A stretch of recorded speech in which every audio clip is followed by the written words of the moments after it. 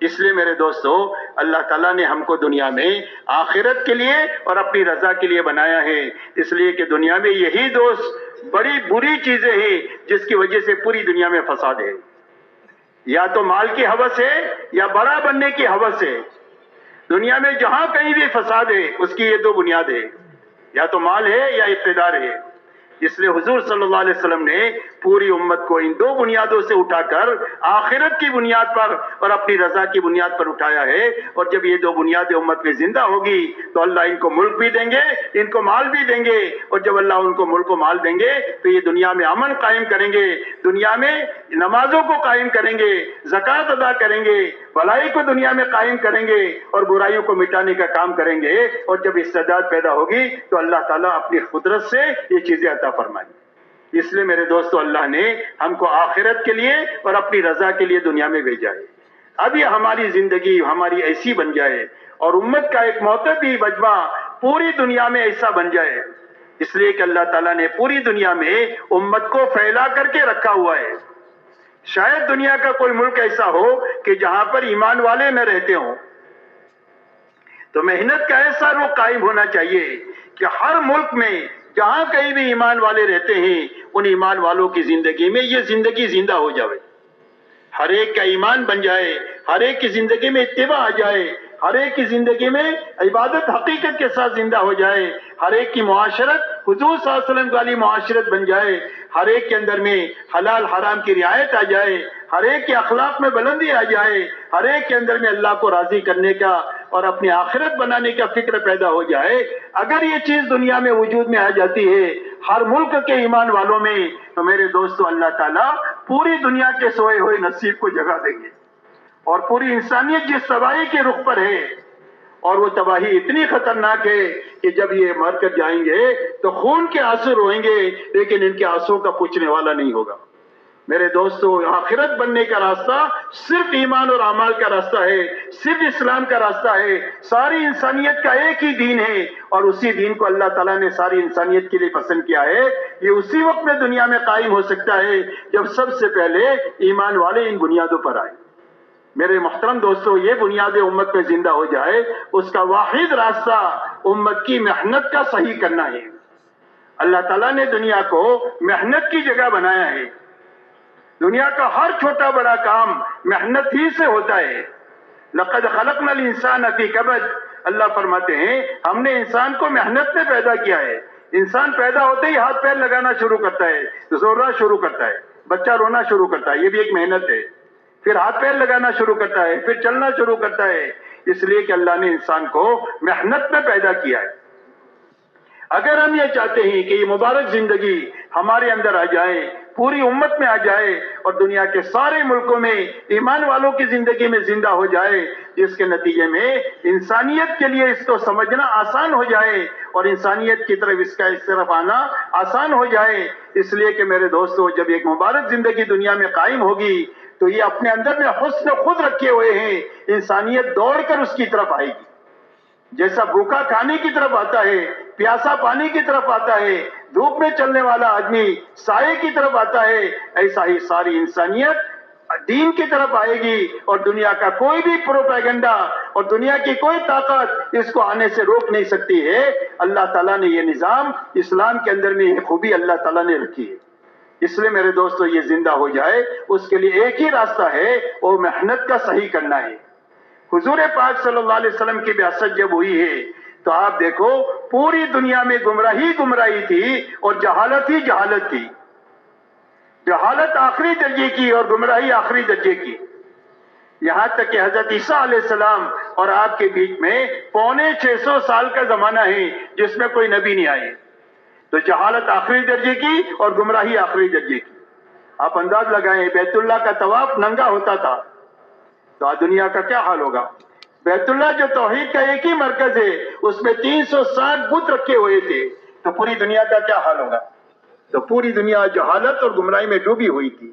ابھی جہالت اور گمراہی دنیا سے ختم ہو جائے اور ایک مجمع ایسا بن جائے جو دنیا کے لیے نمونہ بن جائے، اور جن کی زندگیوں کو دیکھ کر اسلام سمجھ میں آئے اور ایک ایسا ماحول دنیا میں قائم ہو جائے کہ جس ماحول میں کوئی بھی آ کر کے دین کو سمجھنا سیکھنا چاہے تو ہفتے 2 ہفتے میں سمجھ لے سیکھ لے. اس کے لیے آپ نے امت کی محنت کا رخ صحیح کیا. اسی لیے آپ کو جب دعوت حکم دیا گیا یا ایھا المدثر قم فانذر وربک فکبر، آپ کو حکم دیا گیا کہ آپ کھڑے ہوں اور لوگوں کو اللہ کی بڑائی سمجھاؤ اور لوگوں کو اللہ انجام کار سے آگاہ کرو. اور کیا کرو؟ فرمایا رات کو ہمارے سامنے آپ کھڑے رہو. رات کے قیام کا حکم دیا، دین میں محنت کا حکم دیا اور آپ نے کام شروع کیا. اور جو آپ کی محنت میں آتا چلا گیا آپ اس کو اپنی محنت میں اپنے ساتھ شریک کرتے چلے گئے. اور اس محنت میں شریک کرنے کے لیے آپ نے سب سے پہلے امت کی محنت کا رخ صحیح کیا. 13 سالہ مکی میں جو زندگی ہے اس میں انفرادی دعوت ہے. مکی زندگی میں انفرادی دعوت ہے. ایک ایک گھر، ایک ایک فرد تک، ان کی نادیوں میں، ان کی مجلسوں میں، ان کے بازاروں میں، اوقاز اور مجنہ ذی المجاز میں، موسم حج میں ایک ایک قبیلے کے پاس ایک انفرادی دعوت کا نظام آپ نے قائم فرمایا. مدینہ منورہ تشریف لے گئے تو مدینہ منورہ کی 10 سالہ زندگی میں آپ نے اجتماعی دعوت کا نظام قائم فرمایا، جس میں 10 سال میں آپ نے 25 سے زیادہ سفر فرمائے. آپ نے انتہائی بے سر و سامانی میں، انتہائی گھر میں فاقے کی حالت میں اور صحابہ کی انتہائی کمزوری مالی اعتبار سے حالت میں تقریباً 150 سفر کروائے. تو آپ نے سب سے پہلے امت کی محنت کا رخ یہ قائم فرمایا کہ ہر ایمان والا اپنی جان مال ایمان کے سیکھنے پر لگائے اور ایمان کے پھیلانے پر لگائے، اتنی لگائے جتنا دعوت کا تقاضا ہے. دوسرا، ہر ایمان والا اپنی جان مال اللہ کی عبادت میں لگائے تاکہ عبادت میں حقیقت پیدا ہو جائے اور عبادت امت میں زندہ ہو جائے جتنا عبادت کا تقاضا ہے. نمبر 3، ہر ایمان والا اپنی جان مال کو اللہ کی مخلوق کو راحت پہنچانے پر لگائیں، یتیموں پر، بیواؤں پر، مسکینوں پر، محتاجوں پر، مقروضین پر. غرض یہ ہے کہ جس کو جو حاجت ہے اس حاجت کے پورا کرنے میں اپنی جان مال کو لگائے جتنا اخلاق کا تقاضا ہے. نمبر 4، ہر ایمان والا اپنی ضرورت اور اپنے متعلقین کی ضرورت کو حاصل کرنے میں اور پورا کرنے میں بقدر ضرورت اپنی جانی مالی طاقت کو لگائے، اسراف سے بچ کر کے لگائے. یہ محنت کا یہ رخ آپ نے امت میں قائم فرمایا. اس لیے کہ اسلام میں ملنگ پنا نہیں ہے کہ یہ چھوڑ چھاڑ کر کے کسی کونے میں بیٹھ جاؤ، اس کی گنجائش نہیں ہے. اور اسلام میں نفسانیت نہیں ہے. نفسانیت کہتے ہیں مادہ پرستی کو، کہ آدمی کی زندگی کا مقصد پیسہ بن جائے، کہ ہر حال میں پیسہ آنا چاہیے، چاہے دین پر چل کر آئے، دین پر چھوڑ کر آئے، دعوت کا کام کر کے آئے، چھوڑ کر آئے، پیسہ آنا چاہیے. یہ بھی اہل باطل کا مزاج ہے. اسلام ان دونوں کے بیچ کا صراط مستقیم ہے کہ ہر مسلمان کی گھریلو زندگی ہوگی، ہر مسلمان کی کاروباری زندگی ہوگی، لیکن دینداری کے ساتھ ہوگی اور دین کی محنت کے ساتھ ہوگی. کہ زندگی کی کیا ترتیب ہوگی؟ کہ زندگی کی ترتیب یہ ہوگی کہ جب اللہ کا حکم آ جائے گا یا دعوت کا تقاضا آ جائے گا تو اپنی خواہش کو اس کے مقابلے میں چھوڑ دیں گے، حکم پورا کریں گے، تقاضے کو پورا کریں گے. اور جب دنیاوی تقاضے دین کے اور دعوت کے تقاضوں سے ٹکرائیں گے تو دنیاوی تقاضوں کو نمبر 2 کریں گے، دین کو اور دین کی محنت کو نمبر 1 پر رکھیں گے. چھوڑنا کسی چیز کو نہیں ہے، صرف آگے پیچھے کرنا ہے. اسی کا نام قربانی ہے. اور جب اس قربانی کے ساتھ میں کریں گے تو اللہ تعالیٰ سب سے پہلے ہدایت کا انعام عطا فرمائیں. قربانی پر اللہ تعالیٰ نے ہدایت کا وعدہ کیا ہے، والذین جاہدوا فینا لنہدینہم سبلنا وان اللہ لمع المحسنین. فرمایا جو آدمی جو بھی اللہ ہمارے راستے میں مجاہدہ کریں گے، یعنی دین کو اور دین کی محنت کو آگے رکھیں گے، اپنے خواہش کو چھوڑیں گے دین کے مقابلے میں اور دین کی محنت کے مقابلے میں، تو فرمایا ان کو ہم اپنے راستوں کی سمجھ ہدایت عطا فرمائیں گے. تو سب سے پہلے اللہ ہدایت کا انعام عطا فرمائیں گے. اور ہدایت اللہ کے خزانے کی وہ نعمت ہے جس کا کوئی کنارہ نہیں ہے. اس لیے صحابہ کو اللہ نے ہدایت کے اس مقام پر پہنچایا جو اللہ کی یہ پسندیدہ تھی کہ جس کے نتیجے میں پورے قرآن پر عمل ان کے لیے آسان ہو گیا. جو قرآن میں ہے وہ ان کی زندگی میں ہے. کانو کتاب اللہ یمشون الارض، زمین پر چلتے پھرتے اللہ کی کتاب تھے. یہ سب سے پہلا انعام ہے جو قربانی پر اللہ تعالیٰ عطا فرمائیں گے. دوسرا انعام، اللہ حلال روزی اپنے خزانے سے دیں گے.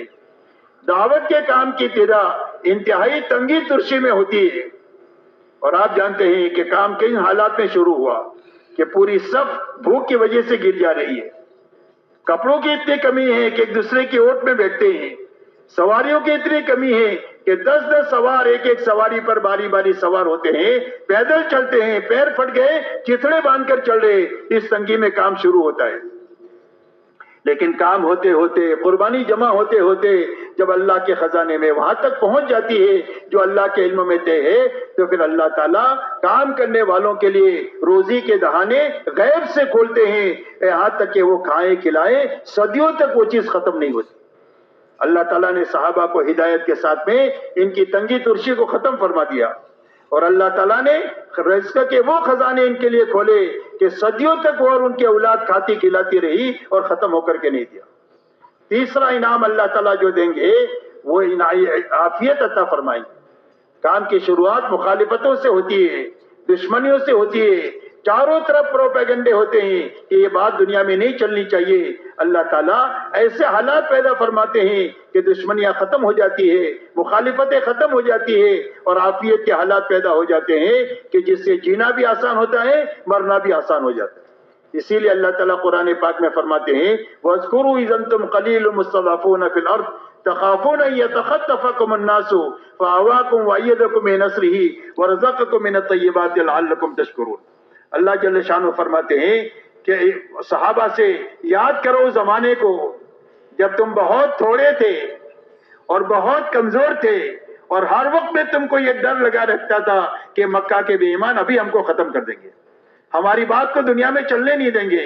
اللہ فرماتے ہیں کہ ہم نے تمہیں ٹھکانہ دیا مدینہ منورہ کا، اور ہم نے تمہیں روزی دیا، اور ہم نے تمہاری مدد کیا تاکہ تم اللہ کا شکر ادا کرو، اور اللہ نے اتنی روزی عطا فرمائی کہ صدیوں تک وہ ان کے اولاد کھاتی کھلاتی رہی اور ختم ہو کر کے نہیں دیا، اور عافیت کے ایسے حالات پیدا فرما دیے کہ مدینہ منورہ کی طرف کوئی میلی نگاہ سے آنکھ اٹھا کر دیکھ نہیں سکتا۔ اس لیے میرے دوستو، ہمارے حالات کا حل اور ہمارے مسائل کا حل اس محنت میں ہے جس محنت کو حضور صلی اللہ علیہ وسلم امت کو دے کر گئے ہیں، اور اس امت تک، اس محنت کے اس رخ تک پہنچنے کے لیے اللہ نے ایک آسان محنت عطا فرمائی ہے۔ جب گٹلی صحیح طریقے سے زمین میں رکھ دیں گے تو اللہ درخت اگا دیتے ہیں، نطفے کو صحیح جگہ آپ رکھ دے تو اللہ انسان بنا دیتے ہیں۔ اگر یہ محنت کو صحیح طریقے سے ہم کام کرنے والے کرنے پر آ جائیں اور امت کو محنت کے صحیح رخ پر اٹھا لے تو اللہ تعالیٰ اس کے ذریعے سے وہ چیز قائم فرما دیں گے جو صحابہ میں اللہ نے قائم فرمائی۔ اور صحابہ کو اللہ ہی نے صحابہ بنایا ہے۔ اللہ اس بات پر قادر ہے کہ آج کے زمانے میں بھی امت کے ایک معتدی طبقے میں وہ باتیں زندہ فرما دے جو اللہ نے قرن اول میں زندہ فرمائی تھی۔ اور صحابہ کی محنت کے نتیجے میں اللہ نے 2 کام بڑے دنیا میں وجود میں لائے، ایک تو مجمع بنا دیا اور ایک ماحول بنا دیا۔ مجمع ایسا بن گیا کہ جس نے پوری دنیا کو دعوت دیا اسلموا تسلموا، کا اسلام نہ وہ سلامتی ملے گی، کا کون سا اسلام، کا ہمارے جیسے ہو جاؤ۔ یہ دعوت ہے ایمان والوں کی کہ ہمارے جیسے ہو جاؤ، ہماری زندگی اللہ کو پسند ہے، ہمارے جیسے بن جاؤ گے اللہ تم کو بھی پسند کر دے گا۔ دوسرا کام یہ ہوا کہ ایک ماحول پورے حجاز کا بن گیا، اور خصوصیت کے ساتھ مدینہ منورہ کا ماحول ایسا پاکیزہ بن گیا کہ 100% ایمان والوں کے دلوں میں اللہ رسول کی محبت سب سے زیادہ تھی۔ تلاش کرنے سے آپ کو کوئی بے نمازی نہیں ملے گا، ہر آدمی اپنے دین سے باخبر تھا، اپنے دین پر عمل کرنے والا تھا، ہر آدمی دوسرے کے حقوق کی ادائیگی کے ساتھ جینے والا تھا، بلکہ احسان کرنے والا تھا، ایثار کرنے والا تھا۔ آپ کو تلاش کرنے سے کوئی دنیا کا تعلیم نہیں ملے گا، سارے آخرت کے اللہ کے رضا کے تعلیم ملیں گے۔ 100% اپنے آپ کو دین کا ذمہ دار سمجھتے تھے، جس طرح باپ ہوں بچوں کا ذمہ دار ہوں، شوہر ہوں بیوی کا ذمہ دار ہوں، مسلمان ہوں، اسلام کی ذمہ داری بھی میرے پر ہے۔ دنیا کی ذمہ داریوں کے پورے کرنے کے لیے جتنی جان مال وقت درکار ہے خوشی خوشی لگاتا ہوں، اللہ کی دین کی ذمہ داری کے پورا کرنے کے لیے جتنی جان مال وقت کی صلاحیت کی ضرورت ہوگی خوشی خوشی لگاؤں گا۔ 100% ایمان والے اس ماحول کے ساتھ جی رہے تھے، یہاں تک کہ کوئی جماعت اگر مدینہ میں آ جاتی تھی تو 2 ہفتے میں دین کی سمجھ حاصل کر کے چلی جاتی۔ اس لیے میرے دوستو، آج پوری دنیا کو ان 2 چیزوں کی ضرورت ہے، ایک مجمع بننا چاہیے، ایک ماحول دنیا میں وجود میں آنا چاہیے۔ اس کے لیے اللہ نے ایک عظیم محنت عطا فرمائی ہے۔